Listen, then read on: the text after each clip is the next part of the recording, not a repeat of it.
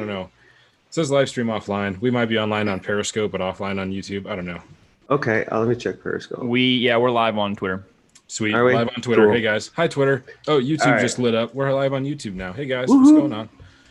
This is, if you can't tell, a number 2. Oh, God. Hold on a second. I have to pause. I have to mute. Oh, no. Hold on. I had the YouTube link open. And so it was talking to me. It was my voice coming back at me. And then what was worse is I unmuted my monitor feed. And so I had 3. It was like triple inception of the professor. So anyways, welcome back to another episode of the Crypto Campfire podcast. This has been a fucking disaster so far, and it's going to be the most amazing disaster that you've ever had on a Thursday night. That's right. That's right. That's what art is, isn't it? Exactly. That's right. Exactly. The most amazing disaster you've ever had on a Thursday night. So we've got Crypto Titan, and we have maybe Lawrence, if he can figure out how to swivel his camera properly. Right. We got it. And now he's got to hit the mute button that we can talk to him.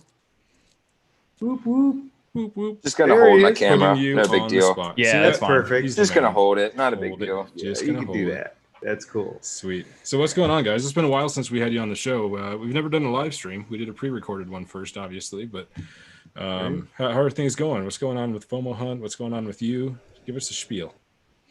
I'll go ahead first. FOMO Hunt is doing awesome. We've just this week brought on a few more employees to the team, so we're really starting to scale. We got our platform, our MVP out, so we finally got that out, and that was a huge accomplishment for us. Because we'd been putting a lot of money, a lot of time, and a lot of effort into it, building it, trying to get it to the point where we could put it out to the world and allow for users to start getting on the platform. So. Doing really well in that aspect. Me personally, I'm going to be moving out to LA actually October 7th, out there with Digital Lawrence himself. And this is a good segue for him to tell you a little bit about him right now. Yeah, man. Things are great. Yeah, Ty's moving out to California like a week from today. I've been doing a little bit of moving myself, just like helping some friends move and me moving myself. And yeah, everything's going great with FOMO Hunt. Like we finally launched, we put like a lot of time and effort into it. I think last time we all talked, I was in Poland and it was last summer. Yep. So obviously like no traveling going on this year. Just I was in chilling. the Philippines. Yeah. That was an awesome episode. That was a lot of fun. Mm-hmm. Yeah, definitely a lot of fun. So you guys are in LA, or you're moving to LA, and you're in LA. But are you guys roasting freaking marshmallows on a daily basis, or what's going on? Is that a metaphor? Is it like? I mean, hey, the wild California's on fire, so what's going on with the fires? There was actually a 2-week period where it was like unbearable. Like the sky was. Like you couldn't see the sun for like 8-9 days. And like legitimately, I don't know if I was just being like a little dramatic about it, but every time I walked outside, like it kind of like hurt my lungs after 5 minutes. And, my car was covered in like soot and ash, and like the sun was literally blacked out. It was like a 6 or 7 day period the week before last. Wow. It was like pretty bizarre, for sure. And I kind of was just like, man, I'm over California. Like I was thinking like, just get me out of here. I mean, it's you go outside and it's like smoky and ashy, and it's really hard to like live. But luckily, I guess I think some of the fires went away, at least in SoCal. I think there's still some going on in like Northern California. But yeah, I mean, it's very spotty. Like I don't know. There's like a lot of different factors of what caused the fires and blah blah blah. But yeah, it's fine now. At least where I'm at. I mean, not to make light of the situation. It's a terrible situation, but I mean, do the winds in California not help the issue with the smoke, or do they just actually make it worse? I guess it all depends like where the fire is and where you're located. So I think, where I was, I think just the winds actually pushed it south kind of where I was. So it just brought all the soot and ash and smoke, and it was just really just a bad experience all around. Like, like I didn't want to walk outside after a couple of minutes. Like you would feel it like you would hurt your lungs, Right. Like smoking a bunch of cigarettes almost. That's crazy. But now it's like blue skies again, it's Southern California. So it's chilling. I mean, I guess there's probably, I think maybe up by Malibu or something. It's hard to keep up with it. I'm not really sure if Right. like, they went away, but you know where I'm at, it's fine. It's blue skies again, so I'm chilling. Cool. That's nice.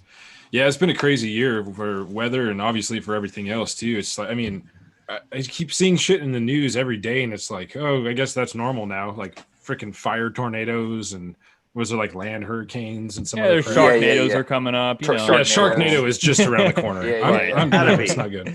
It's absolutely gotta be. Yeah. Okay, so we're taking bets right now on Sharknado, yes? Yes, definitely. Yeah, why not? I mean, tornado that picks up sharks, I can do that. Oh yeah, totally. I mean, it doesn't I mean, seem we like have too land impractical. hurricanes. Isn't like ocean tornado the next evolution of that? Sure. I mean, there are water spouts, so I guess it just, you know, will it pick up a few sharks? Hey, you know, I mean, I'm sure it could. We got to do some research into the limitations of which sharks can be picked up at the most. Could you imagine getting slapped by a tuna? It's whap me upside the head. Holy shit, where'd that come from? Oh man. I mean, that would be 2020 for you, though. I think tornadoes are the scariest natural disasters. Yeah, they're pretty sketchy. Just like an over like F5. earthquakes. Earthquakes got to be a close second, if not. Yeah. Yeah. And hurricanes. I mean, hurricanes. I think they're all pretty much on an equal plane. I'm not scared of hurricanes at this point because I grew up in Louisiana, so I'm like chilling on hurricanes. But like tornadoes and earthquakes. Chilling on hurricanes. That's the title of this episode. Chilling on hurricanes. Right. There's like 2 a year for my whole life, so it's like whatever. Yeah, we don't get a lot of tornadoes up here in Montana, but we get them every once in a while, and it's like, So I noticed that you guys are both, and a lot of people are really getting into this augmented reality thing. You guys want to share your thoughts on this? I'm really curious to hear what you guys have to say. I kind of have a little bit of an opinion on it, but not much, just based on lack of information. Do you want to go ahead first, Lawrence, or like just AR in general? Yeah. I mean, what about it like really excites you? I mean, I guess my experience with AR like was just like Snapchat. That was like the main thing a couple years ago, when it was like all of a sudden you could like throw filters on your face in real time, and as the video moves, you know, there's different filters. And now they've made it more advanced. I don't really use Snapchat anymore, but they made it more advanced where your front screen can do AR. You can like display like a tornado in your room, and it will be interactive and things like that. So I mean, it's definitely advanced. I don't really use it like on a day-to-day, but I think at some point, you know, if people are comfortable with it, we will have like the Google Glass come back and things like that. And like the contact lenses, apparently there's this new company that like they're already working. It's contact lenses, and there's a heads up display as you're looking at everything, you know, and it's instantly scanning things and identifying objects, just kind of like how Tesla has like the, you know, like the display where it's scanning and detecting objects as it's self-driving. Yeah, it's using AI. Yeah. Kind of like Cyborg. Right. And the sci-fi movies. I mean, sci-fi movies come to reality so crazily. It's not even funny. Yeah. So, I mean, there's a lot of like things that would be, you know, at some point, probably the technology is already there. It's just not commercially available, where you can, you know, walk down the street and on a heads up display, like through a contact or through Google Glass, you could be scanning people's faces and reverse image searching them, and even identifying their names pop up and who it is and stuff like that. That's kind of different. What do you speaking of this kind of same line, you know, have you guys heard of that Operation Bluebeam? Oh, are you talking about Project Bluebeam or? Yes, Project Bluebeam. Oh yeah, where the lasers that are out in outer space telegraph the images on the clouds. They basically like the idea is like that there's satellites in the sky, and those satellites are projecting holographic images via each other, like across the span of the Earth. And you know, you can go like deeper into it, and it seems to be like, if you look at the legitimacy of like that whole thing, it seems to be pretty legit, at least from the story of it. But then you once you get into it, you know, you have to kind of get into the other conspiratorial side of things. Right. You know, so some people believe it, some people don't. Right. I mean, it's crazy to think about, you know, I've seen little videos and snippets of it, you know, I see Jesus Christ coming out of the clouds, or, you know, an outer space, you know, a spaceship from like, say, a movie coming out of the clouds. Well, it's interesting enough, like the theory is that they're going to use it. I mean, obviously, you know, the theory is that they're going to use it to, you know, fake an alien invasion. Yeah. So yeah, we'll see what happens, Well, the thing is, with all the information and all the stuff that's spread out there, people that are kind of in tune would probably be the only ones really up on it. Most everybody else would probably be freaking out. I mean, think about it. Yeah. If you never heard of such a thing, and all of a sudden you see this spaceship coming out of the clouds, you're like, what? Yeah. Has there been a book or movie about that yet? Fake alien invasions projected onto the clouds? I don't think so. Dude, somebody you needs might to be do that onto because I something. want to read it. Right? You might be onto something. We need to look it up. You know how many billion-dollar ideas we probably give out on during this podcast? Oh yeah, definitely. All of our ideas are fucking amazing. right? Write them all ideas, down over here. Let's, just in fact, don't mind me. I've got this huge whiteboard here. We could just brainstorm right now all of the billion-dollar ideas, and then we'll sell this podcast episode for like trillions of dollars as an NFT. Right? Yeah. We'll as an NFT. but look, one of you. What? Oh, I think you froze. Yeah. He started talking about something he wasn't supposed to talk about. Yeah, it took him out. Uh-oh. Speaking of that alien, is anybody looking outside right now? Getting kind of worried here. Oh no. Right? Ty, come back. Gonna have tornadoes and hurricanes coming next. Jesus. Did they freeze Ty in real time? It's I guess. what it looked like. I don't know. He's frozen. Bizarre. So Hey, what about, speaking of NFTs, let's take this There he screenshot. is. Oh, there he wait, is. He's moving. What I was going to say was that you have to put yourself on there, either one of you guys, with a scandalous picture. It's the only way it's going to sell as an NFT.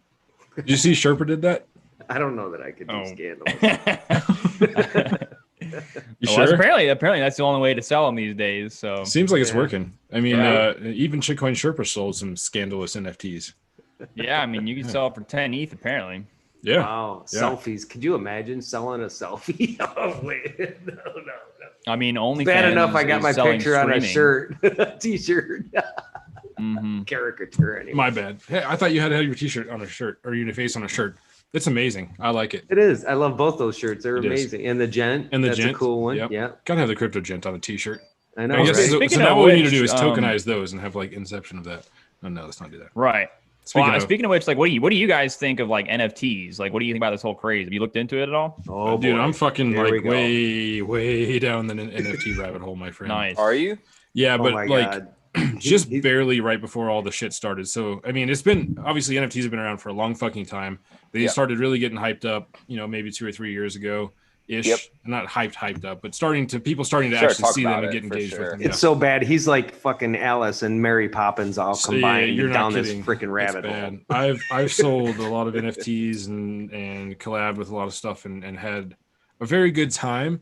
And I've seen the fluctuations of it. But I started this like 2 or 3 months ago, maybe a month before Rarible introduced the Rari token, before it was a thing that was known. It was right about the time we did Westwood 2020. So it was right at the end of July. Okay, mid-July. yeah, so right about then. And I had just posted a thing on Twitter, just a little picture. It was just a bunch of scribbles, and there's a little hidden Bitcoin symbol in it. And I just posted it on Twitter for funsies, like, hey, somebody find the Bitcoin symbol and whatever. And iHodl was like, dude, you should tokenize that as an NFT. And I knew what NFTs were. We talked about them on the podcast a lot, but I never thought to actually tokenize my stuff because I didn't look at myself as an artist at all. I'm just a dude that just does fucking shit, whatever. And so I tokenized it for funsies, and Alon Gorin was like, dude, you should sell me that for $10. And I was like, okay, I'll take the $10. Oh, wow, that's nice. Wonderful. Great. I was like, you bet. So I took his $10. He's got the NFT. I was all happy. And then I had a wild hair up my ass one day. My wife wanted me to build a lightsaber as like a decoration for a theme in the room that she's painting. Okay. And so I thought, okay, well, what if I can use some sort of program to make this lightsaber like actually animated? Because I've been playing with After Effects, and I wanted to see if I could figure out how to make a lightsaber in After Effects. Mm-hmm. So during that process, I ended up making something that I liked, and I tokenized it, and I sold it. And then I just was kind of like, okay, people like what I'm making, so I've gotten sucked clear in.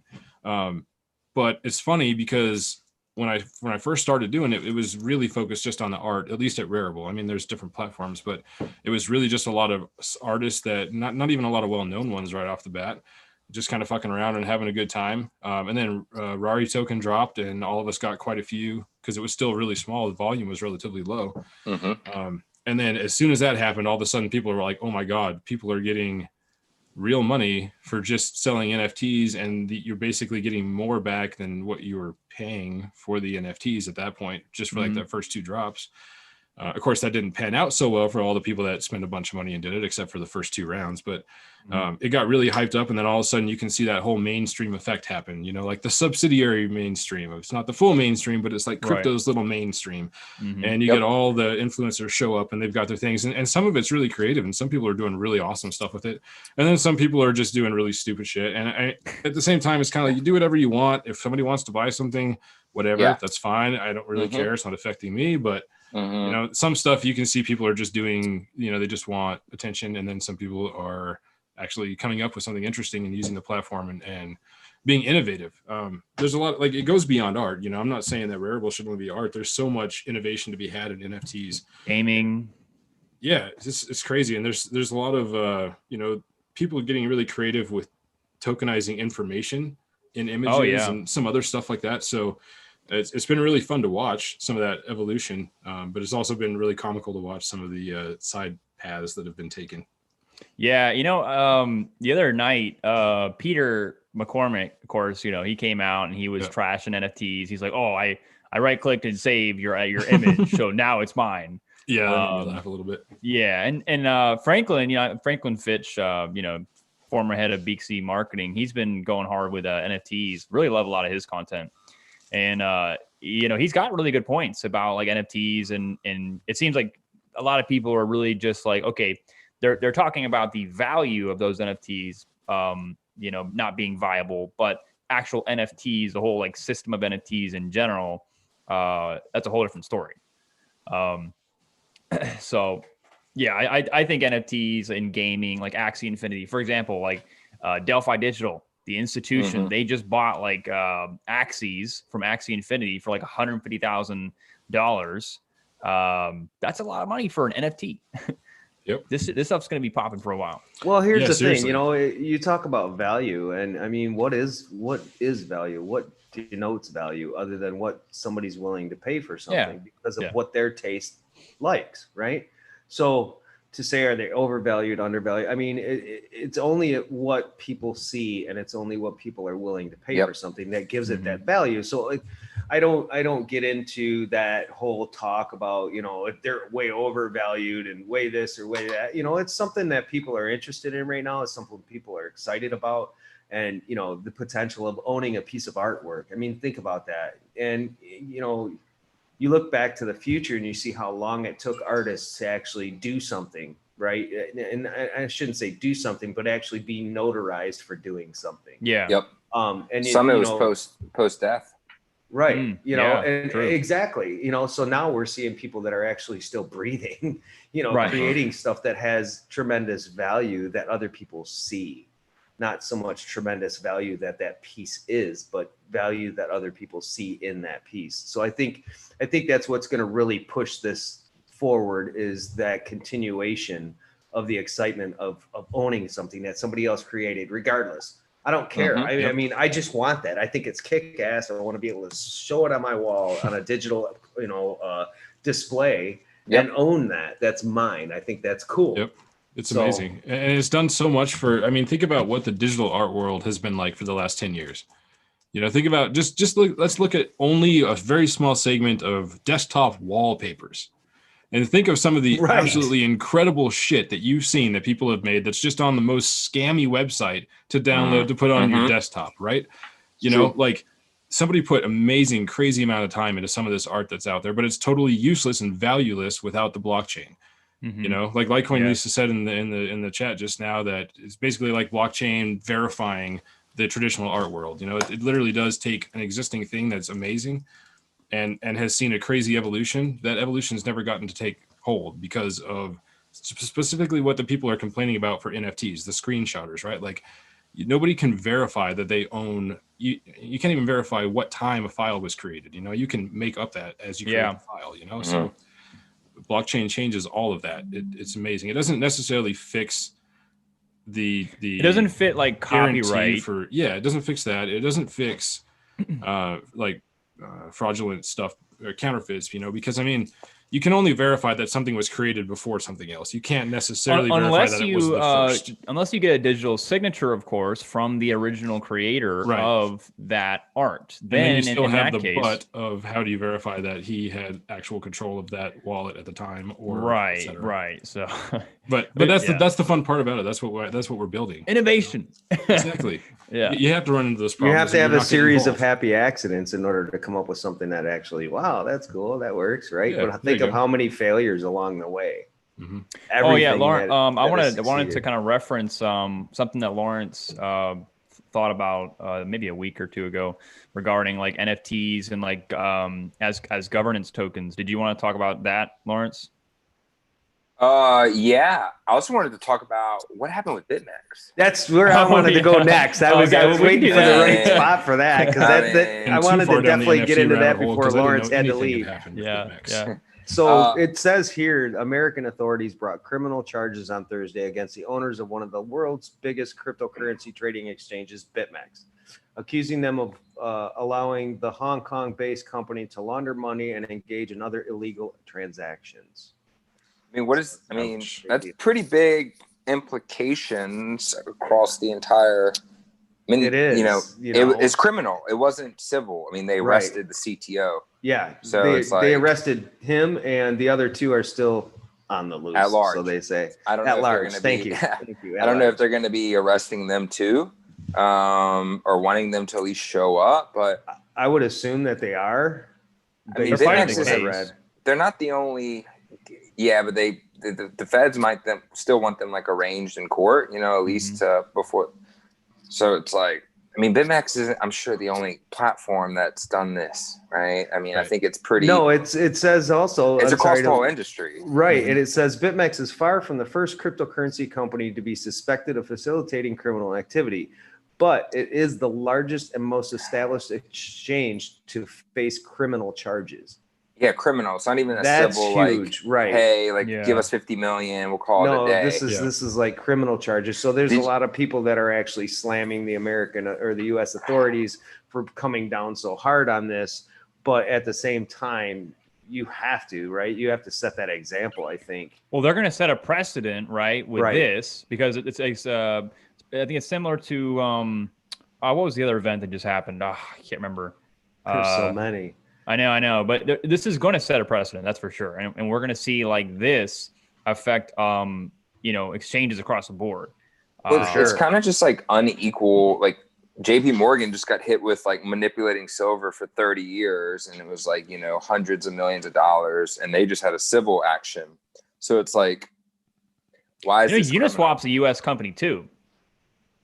Right. Yeah. Well, yeah. I mean, why? I don't understand why this is criminal. I mean, there's a lot of people now they have to go after to make it equal protection under the law. Well, they're looking at laundering issues and how transactions have been able to happen, and how identities have not been mandated like most exchanges have adopted over the last couple of years, where you have the KYC and you have the full identity documentation taken care of in order for them to make these transactions, right? So I think there's that, and they kind of turn their eyes to, according to what I read, they're turning their eyes to the hackers and everybody else that's illicitly transacting. But guys, gold and silver futures rigging is absolutely fine. Oh, exactly. No, don't get me going on that. I mean, it's a futures thing, right? This whole thing is a futures thing, and it's all a gamble. And the United States doesn't want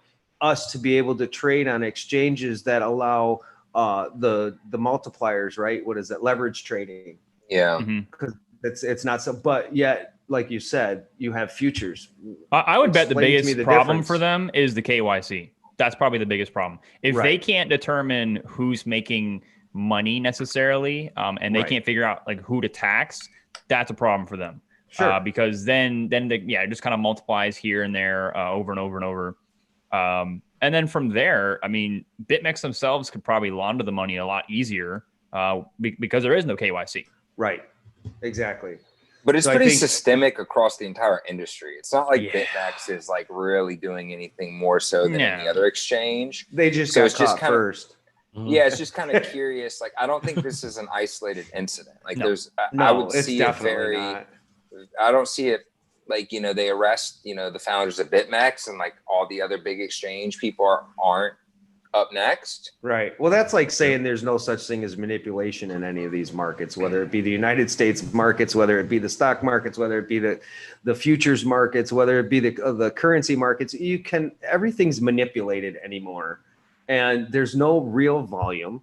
There's no real money sometimes that's backing this shit up. It's all just paper and what is it, speculation that's creating all this dollar value. So I struggle with that in so many facets. And I think I say this all the time. The root of almost all the evil we see when it comes to monetary systems is greed.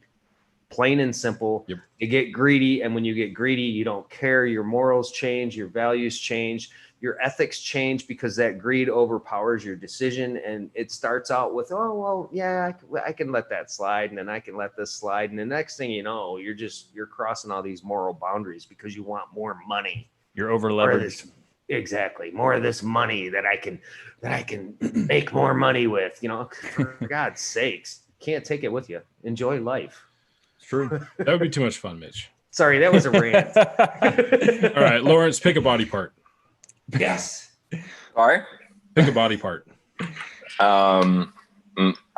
Maybe I'm confused. Your head? Just choose a body pick part. A body part. Yep. There's Okay. like over 1,000 of them. Come on, pick a body part, for God's sakes. Head. All right, head. Ty, now you've got to choose what household object you would replace your head with. That's a good one. It's a really difficult one considering A bowling are you conscious ball. afterwards. A bowling ball. A bowling ball. I was gonna say a monitor. That would be pretty awkward though. You put a bowling ball in your head, you're gonna be top heavy. Right. Well, you automatically got 3 holes. You got 2 eye sockets. Oh, that's true. That's true. There you go. I was going to say marshmallow, but that's already been taken. Damn. I would definitely say a monitor. Yeah, A monitor, that'd be replace great. my head with a monitor. Then Yes. I could display anybody's face I wanted on this. Yeah. Oh, that's true. That's a good idea. Lawrence, what'd you replace your head with? I mean, if I had to, Yes. You have no choice. I've told you have to do this. Pick something. I mean, a monitor is a good one. I guess probably like an iPhone. An There you go. iPhone.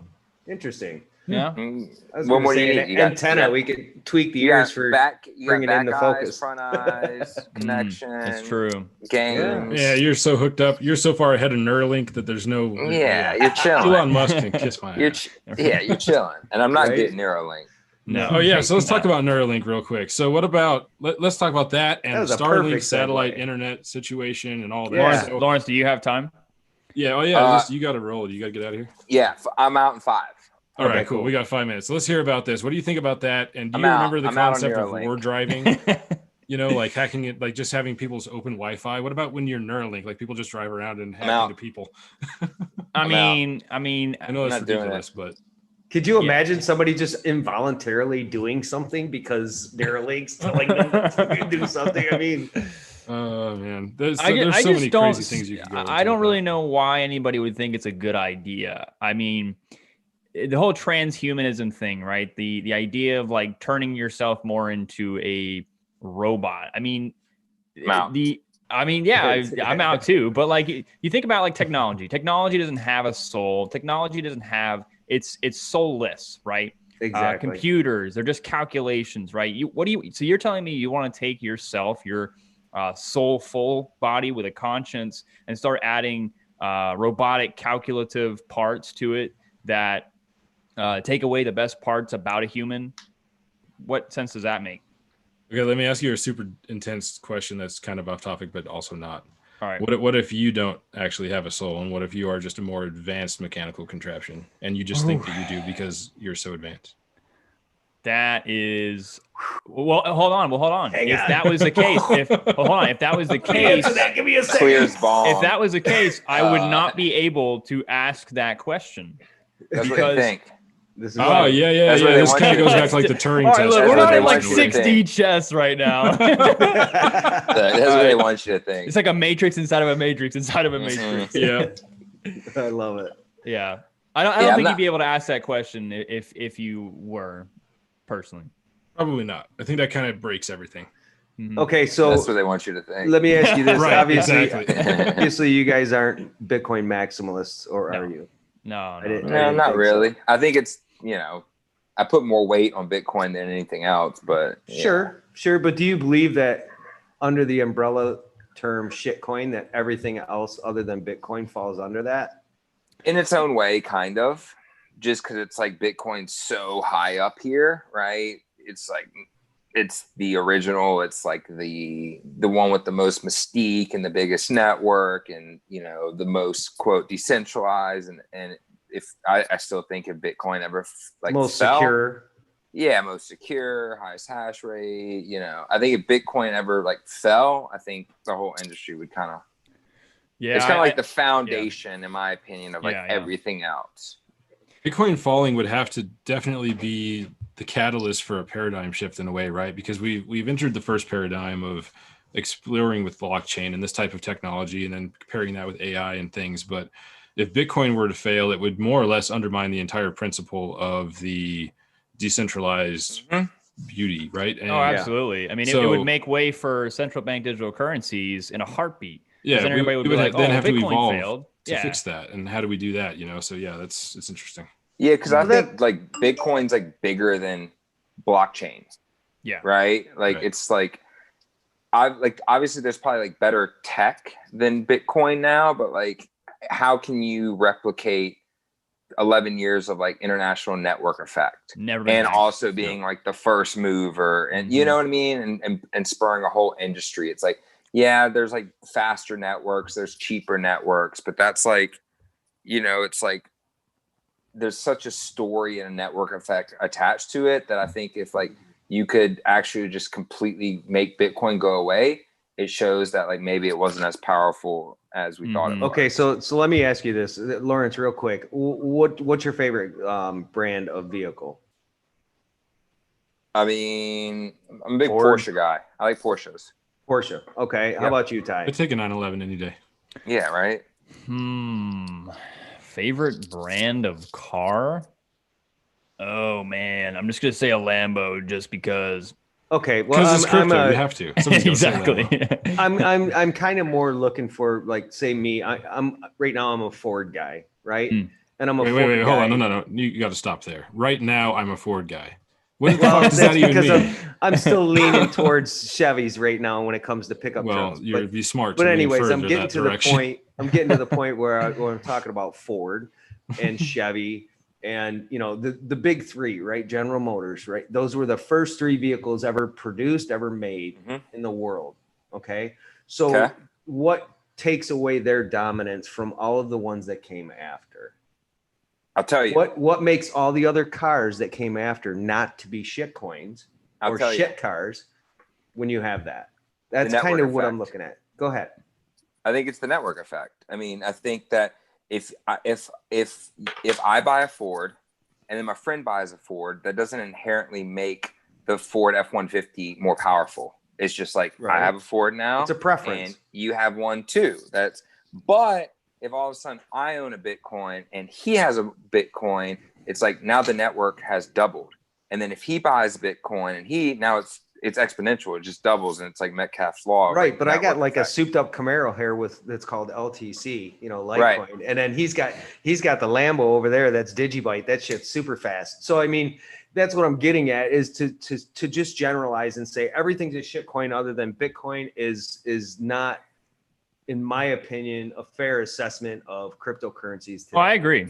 Yeah. Well, I guess I would say that almost shitcoin is now just a moniker of if it's not Bitcoin, it's a shitcoin. Right. Exactly. Now, that's kind of that loving nickname. Yeah, and there's yes. Yeah, there's subcategories, right? Of there's actual shitcoins that are actually shitcoins. These and then there's bottom of the barrel shitcoins. Right. And then there's people that there's maximalists that call it Ethereum, that still call Ethereum a shitcoin and actually believe it.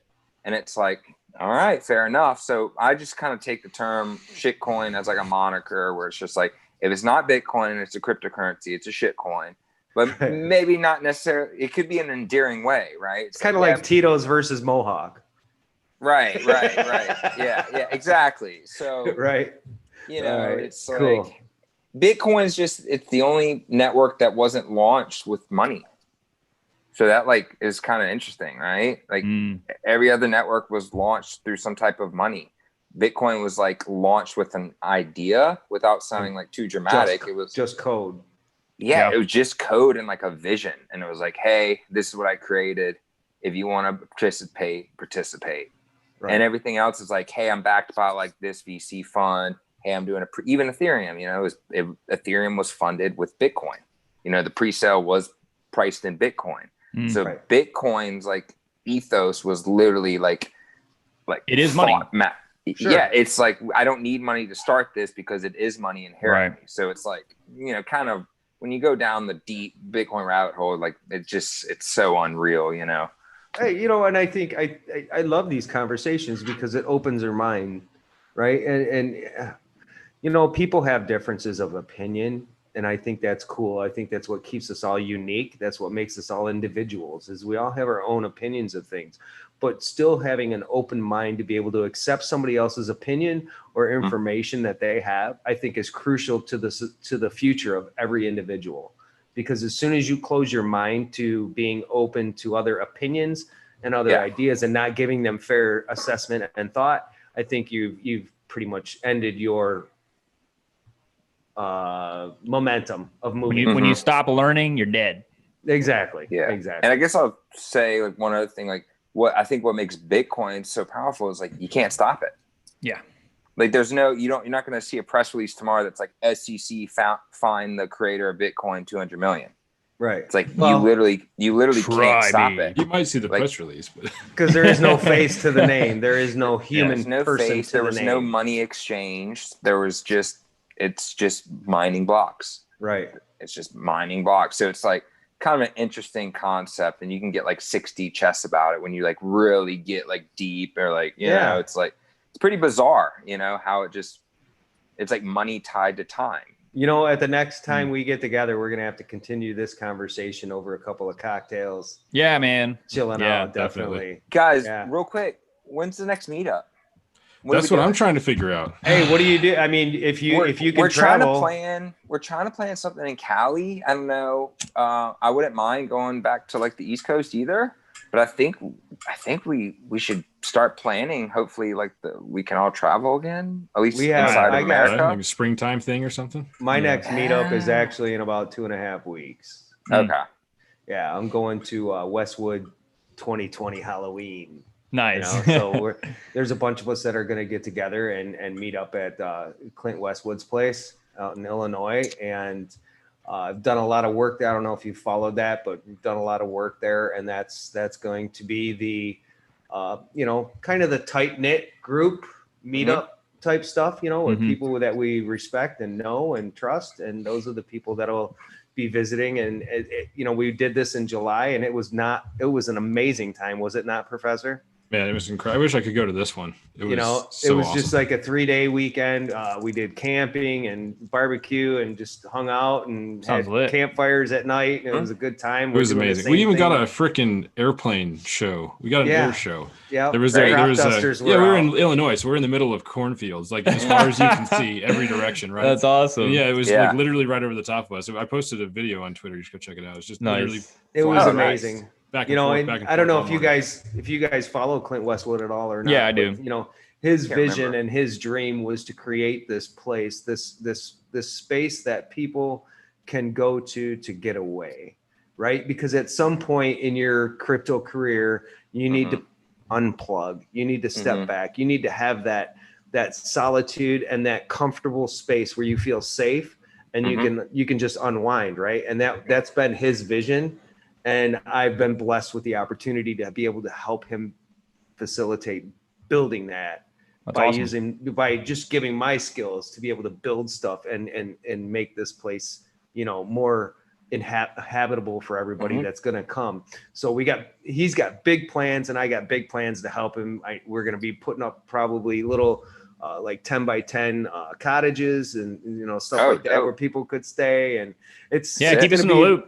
Yeah, it's going to be a good time, but definitely next year when things kind of settle down, I want to get back to traveling again. I want to Me too, man. Absolutely. But We I had so think many the stops planned meetups this need year. to change. I think we need to not so much get into this big, the big summits and all that, but I think we need to take community and bring community together for just that, just for community, instead of making it all about these big events and all this money and stuff like that. Let's get it back to the communities that started all this, right? They have the Sturgis or whatever it's called, like the motorcycle thing. Sturgis. Yeah. We should do something like that. Everybody just like rolls up to some the crypto run. Let's do it. Like You get a Topeka, crypto poker Kansas. run with motorcycles and shit. Yeah, right. We'll call it the something. crypto run, kind of like I'm the just gonna drive cannonball my run car back in the day. Yep. Yeah, something like that. Figure That it would out. be cool. Like a Woodstock. Right. Yeah, figure it out, guys. We'll just show up. Yeah, God. Y'all figure Maybe it we'll out. Let me know we'll the make it a dates. cross country event and people can find little clues and gems along the way. Sort it out. Just let me know. Yeah, Send me, there you go. Yeah. We're gonna need to be hiring people. It sounds like holy shit. I'm hands off. Y'all sort it out. All right. We'll promote it. That sounds good, man. I'll promote it. I'll support it. I'll contribute, but Nice. just an ideas guy. Right. That's all right. Professor's real familiar with that. Just an ideas guy. I'm hands off. Well, that's all good. I love it. All right, guys. Lawrence, I think you got to get out of here. Are you out of here too, Ty? Yeah, man. All right, buddy. All Boom. right, guys, Thanks, this was a lot of fun. I'll have my streaming set. I'm not starting next week. I'm gonna have like a robust streaming setup. I'm gonna have good lighting, green. Cool. So just We'll do tell another you one what, soon. we're doing this every Thursday now. We've decided that we've been talking for a long ass Fantastic. time that we need to do live streams on a weekly basis, and so we're gonna do them every Thursday. So we'll get you on again. No worries. Cool, man. Definitely. Love it. All right, Thanks, guys. Take it easy. Yeah. Good to see you. Thanks, guys. You too. Thanks for having us. All right, anytime. Everybody have a good night. Thanks Y'all for joining too. us. Twitter, Peace. YouTube. Love y'all.